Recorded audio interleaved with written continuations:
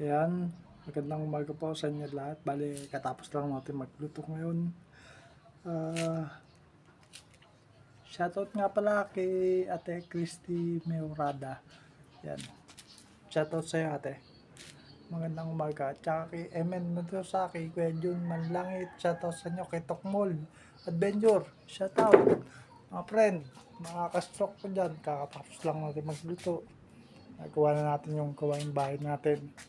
Bale, maghugas man tayo ng plato ngayon. Mga ka-stroke.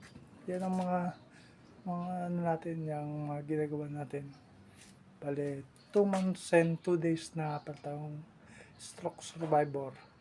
Bale, habang wala naman tayong ginagawa at kisa tumambay tayo, gawin natin yung gawain bahay dahil tulong rin sa ating katawan yan.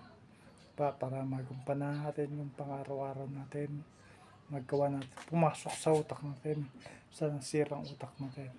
Bale, yun nga po pala ang masabi ko sa inyo. Bale, hindi po po full recover. Bale, hirap pa rin magsalita.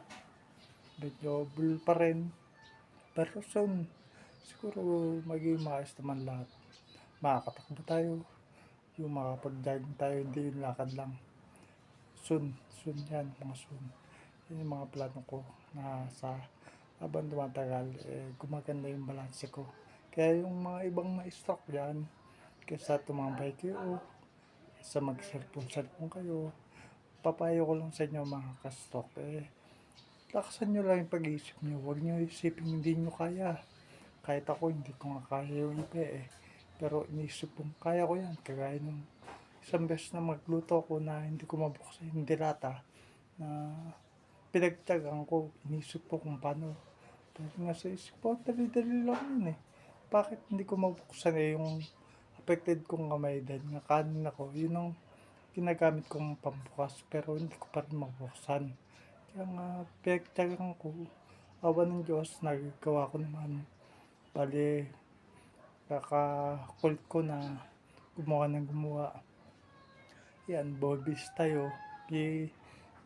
Ano naman, merong improvement na ano natin, nag-i-improve tayo sa mga ginagawa natin.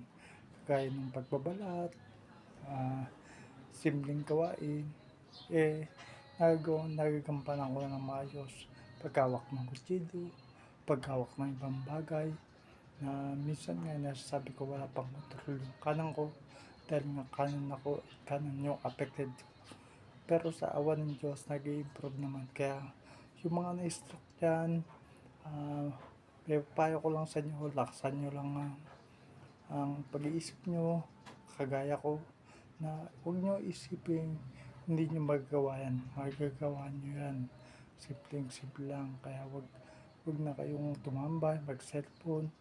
Lagi nyo isipin na kaya nyo yan. At sa mga malala dyan, alam ko magagawa nyo yan. Magdasal lamang tayo. Okay? Magdasal. Manalig tayo lagi sa mga kapal. Na gagaling tayo. Okay?